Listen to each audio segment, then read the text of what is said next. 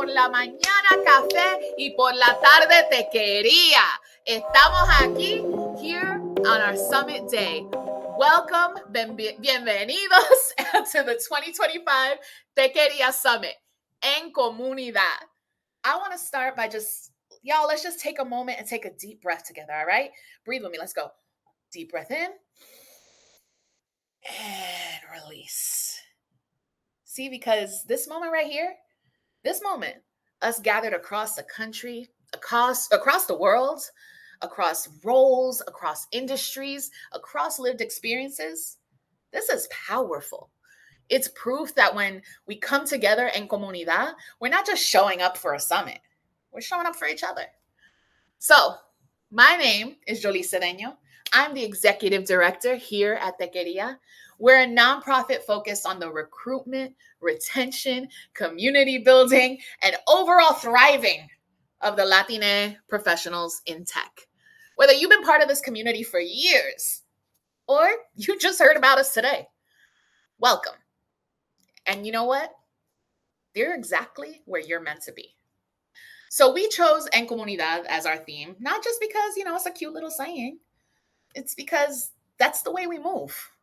It's the belief that our strength, our creativity, our resilience, and our impact all grow when we're connected. Y'all, I'm going to be talking with my hands a lot. You're just going to have to get used to it. And honestly, in a world that's trying harder and harder and harder to divide us, coming together like this isn't just nice. It's necessary. We're living in a time where so much is being questioned. Who belongs? Whose stories get told? Whose labor gets valued? Whose voices get heard? But you know what, y'all? The truth is, we've always belonged. We've always been the ones building, designing, scaling, and shaping the future. And over the next 3 days, we're going to celebrate that truth, and we're going to build on it. So, we're going to talk about the things that matter, from pitching new ideas to protecting what you're building as a founder, from creating products that our communities can actually use to making design more inclusive and impactful. We're also creating space for conversations we don't always get to have about wellness, burnout, navigating careers as first-gen professionals, self-advocacy, money, motherhood, and belonging. And we're doing it all while celebrating the creativity and culture that makes us who we are. So here's my invitation to you. Over these next 3 days, I don't want you to just log in and attend. I want you to engage. Talk to people in the chat. Ask questions. Share your story. Jump into sessions that are outside of your comfort zone. Connect with someone whose work inspires you. Listen, hit up a recruiter and get that bag, okay? Because this summit isn't just about learning new skills. It's about seeing yourself reflected in this industry, building relationships that last far beyond today, and imagining what's possible when we work with and for our communities. We're not just here to participate, but to lead and do it together. So let's get started. Let's build, learn, celebrate, and imagine what's possible. Thank you for being here. I'm so excited for the days ahead. And I can't wait to see what we create. Juntos, en comunidad. Hey. But listen, before we get started with our opening session, I want to say that the Techqueria Summit is free and open to all. And we want to keep it that way. Not just today and this summit, but our year-long programming that happens both online and in person at our local chapters. So in order to keep us free and open to all, we'd really appreciate it if you can to donate to Techqueria. The links are going to be in the chat from our team members. I want to give a big shout out to everyone who has supported the work that we've been doing. So Ambar Pascual, who's been helping throughout the whole summer, supporting our speakers. Y'all may or may not know, Alexis de Jesus has also been behind the scenes helping out. Everyone on our board, our sponsor, Shipped, and our career fair sponsors. So much love to folks for helping us keep this going. So we greatly appreciate it. And we greatly appreciate every single one of you. Also, shout out to our volunteers. Kim, what's up? Hey. But listen, now to our opening session. Mi gente, I am so hyped to introduce our special guest for our opening session. Y'all gonna have to bear with me if I look like I'm reading because I really don't want to miss a single one of her accomplishments.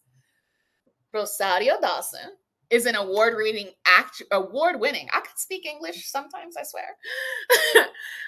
Rosario Dawson is an award-winning actress, producer, and self-proclaimed activist. Yep, I said that correct, actually.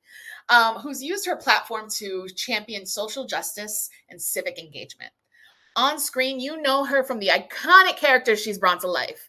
Mimi from Rent, Gail from Sin City, and her fan favorite turn as Ahsoka Taino, in the Star Wars universe. But real ones, y'all know you got mad love for Val and Josie and the Pussycats because that's my favorite. Beyond Hollywood, she co-founded Studio 189, a fashion and lifestyle brand uplifting sustainable African craftsmanship and recognized with major social justice and design awards. She's an advocate for many causes, serving on the boards of organizations like V-Day, CAN, the Smithsonian American Women's History Museum, Jane Fonda's Climate Pact, and the Lower East Side Girls Club. In 2004, she co-founded Voto Latino, a nonprofit that has registered over 2 million voters and continues to empower the Latiné community to lead and be heard. So listen, y'all, make sure that you are registered to vote because it's not just important during every 4 years. Local elections matter too. So help me welcome to the stage, Rosario Dawson.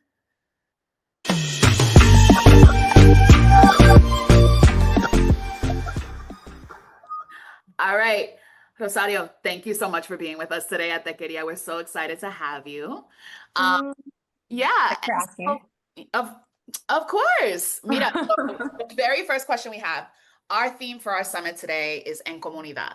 I would know, what does En Comunidad mean to you? That's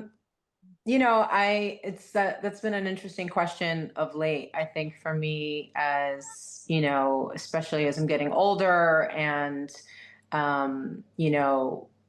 getting different sort of pulls to engage more personally in my life, and so for me, like, community has always been my friends, my family, my neighborhood, the politics of said neighborhood. It's been such a huge education, the learnings from the activists and people around me around harm reduction and so many other things. But lately also, it's really just been about that sacred circle. As my family's growing, I'm a grandmother now, and it's that moves me so much in to be of service to the world, but also pulls me back in a lot of ways because I have sacrificed a lot of my time and energy for work in front of and behind the screen and with different organizations and such. And sometimes that, to be communing with people is just to be very direct, very present, very engaged, and it not being this big, expansive thing. Sometimes it's quite small, and intimate and personal, and has a different sort of depth. And I've done that obviously as touchstones, but I think my focus has always been a lot more out there. And I'm noticing that, I'm cherishing the preciousness of just it kind of being reduced to something that can be generative in a different way, and like has a different sense of care. I think, feedback I've gotten from, some of my business partners, friends and such, is that, I respond to crises so much in my life that I don't necessarily always check in with the people who seem fine, who seem like they're okay. And so it's like, I've missed so many weddings and birthdays and just so much because I'm just go, go, go, go, go all the time. And, as I'm just getting older, I recognize, like, just having those check-ins, just having the bochinche, just, my best friend's mom just died. And like, just thinking about like those small, quiet moments before we became, mothers and out there in the world and working, like just what that was, where she was at the window and we just chilled and played dominoes and like And it's like it was quieter then. Today's lasted longer then because we didn't have social media and so much that we were distracted by, and we were surviving a lot of violence and trauma and craziness, but it felt manageable because we had each other. And I Mhm. think that's just the really critical thing that I'm seeing with folks is they're talking about being in community and recognizing like that it's that local small work that actually makes the big changes we want to see in the world. But that requires so much patience and time and energy, and people are feeling that because everything is so fast. And I've Yeah. watched literally commentary online, people being like, yeah, so I want to change the world, and they're saying like have a group of people, but like that takes a long time. And it's like, yes, it does. Mhm. But when people get sick, like a lot of activists get really sick, they give their life to service for decades, and then there's no one there to take care of them because the systems don't do that. And the care that they showed up doing the work that they did isn't always represented by people, even in those service jobs, who are just using it as a job and keeping it moving and not making it personal and intimate, maybe the way that they did. And so that's that thing. Like, I think be really clear about your community in so many distinct ways and show up for them in a way where you recognize yourself as part of that community.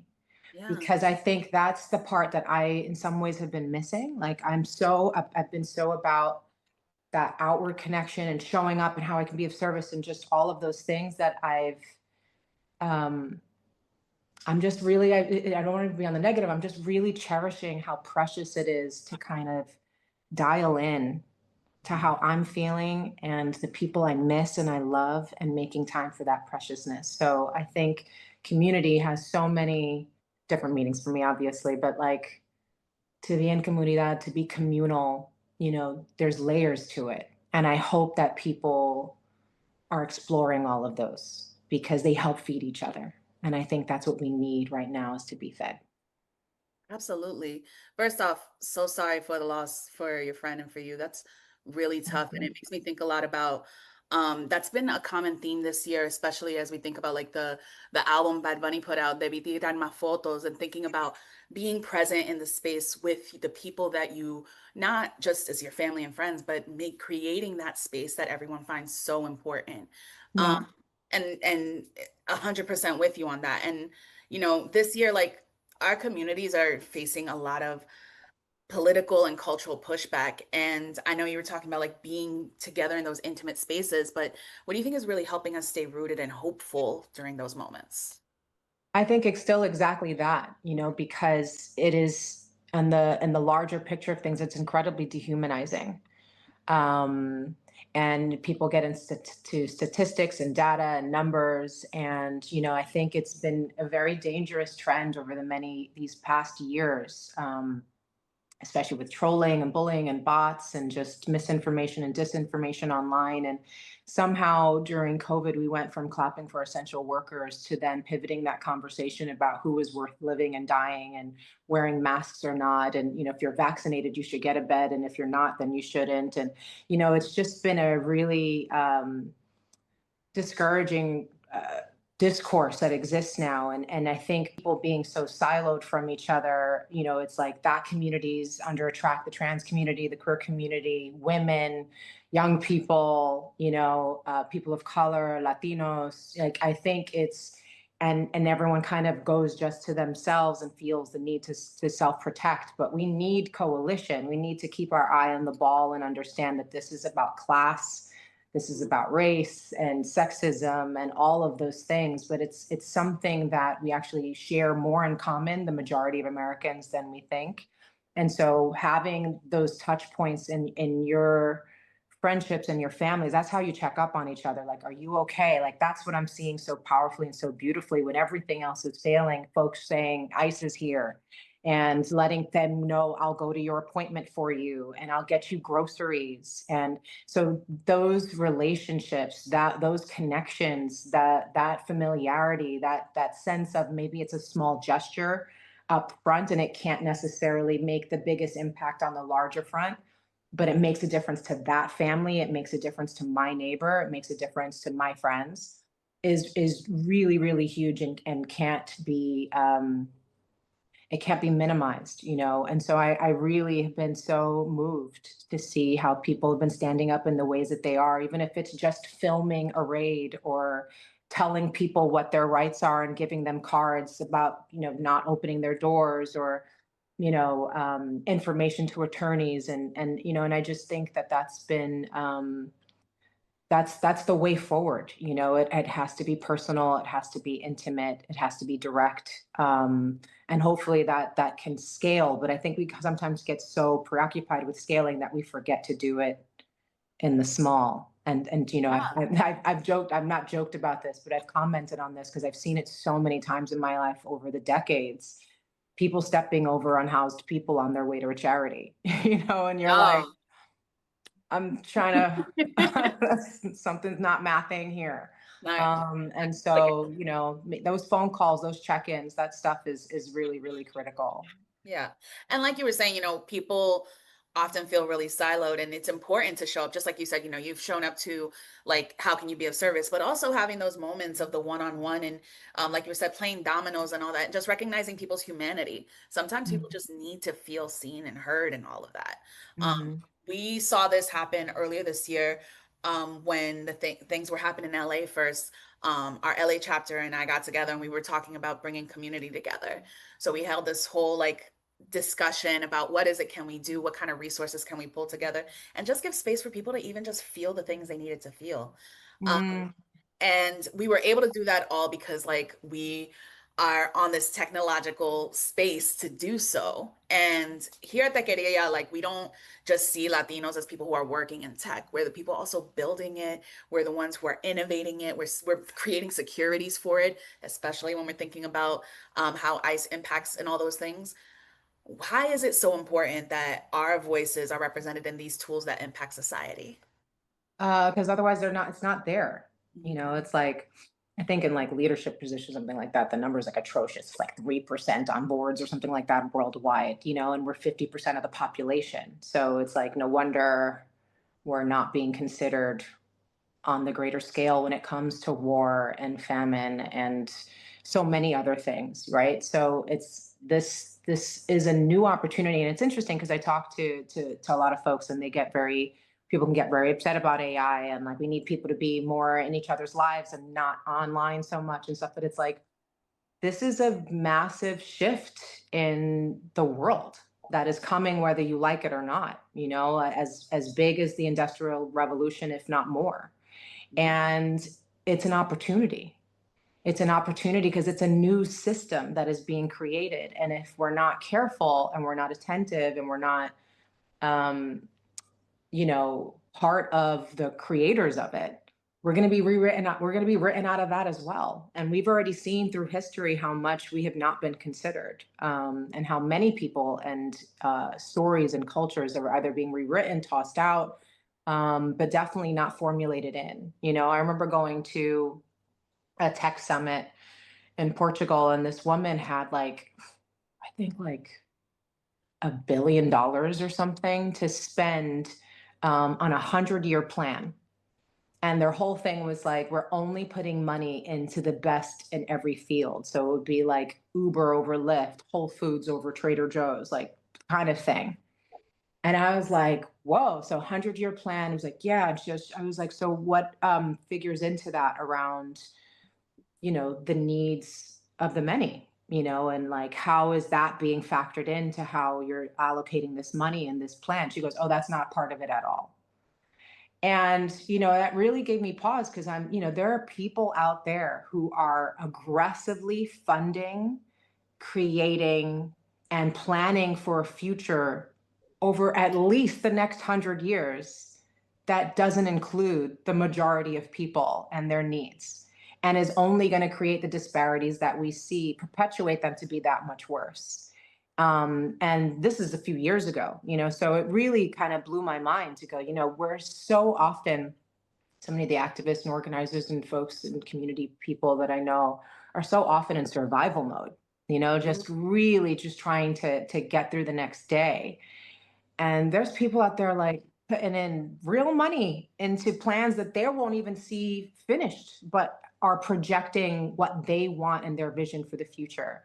And so I love what you do with Tequeria. Every time you talk to me about it, and when you first started it on it, I was, just so blown away because it's so necessary. It's so necessary to inject yourself. And what's the amazing thing, as you were saying, with tech is that you don't have to ask permission. Like, because the internet, as much as they're trying to commodify it, when it was created and the intention of it, it was to be a free space, and it is a space. And so I talk about that all the time. Like, we were around the fire, equal, shaman, mother, warrior, teacher, child. And then we went into a pyramid scheme where it was like just the few at the top and everyone else labored at the bottom. But I feel like with tech, we're around the fire again. We open up our laptops and we get that glow, and we're able to communicate and connect no matter age, culture, language, even, all of those things can go away because we have a connective bond through these portals. And we can use it for all kinds of things, distraction, or misinformation, hate. Like, we can see what the algorithm feeds into and the money structures, but we can also use it to connect like this and share. And I just think that's just such a beautiful thing, because it hasn't existed for a long time for people to really bypass the middlemen and talk to each other across the planet. People don't have passports, but they have access now in real time with people all over the world. And they're meaningfully utilizing those tools to do exactly that, and connect and open their minds and develop their empathy. And so I think that there's a brilliant and beautiful opportunity. And I'm so grateful for your community doing, the work, as the Lord's work, because I think this is a blueprint. This is the beginnings of something very, very transformative in human history. And it is vital that you participate. And I'm grateful that you do it with such consciousness and care and thoughtfulness and real compassionate humanity at the same time, which sometimes can feel very devoid in the space. And I think that's a gift that you're bringing to this transition period that is really important. Thank you so much for all your words about the work we're doing here at Techqueria, and also just the work that you've been doing. I don't know if you've taken the time to like giving yourself flowers, Rosario, but like the I got amount. flowers the other day from my friend. It's okay. Oh yeah, they're We're beautiful. almost done filming, so we got one No, week left. So I no, but for real, the work that you've been I love you. doing, not just in ensuring that people have space to like represent themselves, to be able to just be, from the work that you do with women to the work that you do with voter rights, and ensuring that folks around the world are getting access to things that they need, especially through the foundation work that you're trying to do as well. I just appreciate that you're using your platform to do that. And Yeah. I know that we're closing out, but just Yeah. wanted, if you wanted a moment to just share a blessing or something that you want the community to leave with as we start our summit today. I remember going down to the border with this organization, and we had this beautiful Native leader who was with us, who got us in a prayer circle. And they were speaking to the differences in our cultures. And so often, especially, in the Western world, when we are hurting, when we are in need, we isolate, we step out of the circle. And they were sharing that that's totally the antithesis, opposite for, what they know of their sort of more native rituals, which you were to step into the circle at that time, to be embraced, to be held until you were strong enough to come back out and widen the circle. And I think about that often. So as you are building these bridges and bonds and connections across the country, and the effects of it that can reach around the world. Just remember that, what the beautiful thing about what your community is doing, that it's not just some tech company and whatever, that is just in the super just individualistic, capitalistic sort of goal mindset, that it's a community. And so lean on each other, remember to check in with each other. Again, as I started off, like, you can get really wrapped up in the work sometimes, and you get so projective and it gets out there. And sometimes you forget to check in with yourself, like honor when your heart is racing, when you feel a tightness in your throat, when you get a pit in your stomach, like, speak that out, share it. I've internalized a lot of that over the years because it didn't feel strong or courageous, or it just didn't feel appropriate. And I wanted to keep these things separate. And I've watched what internalizing pain and stress and anxiety can do. And we need you. We need you to do this, to share your creativity and your beautiful questions and your evolution and your stories. We need it. So take care of yourself and keep in mind that you are a community that can lean on each other. Because if y'all can't, then I don't know who can. But we do it well, and I think if that's the energy that we're putting into this work going forward, we're going to be okay. So thank you so much. go team. Gracias por estar con nosotras. And have a wonderful rest of your day. Can't wait for the next season of Ahsoka. You. I so appreciate you, lovely. All right. Well, you have a good rest of your day, girl. Yeah, thank you. Thank you. Mwah. Bye.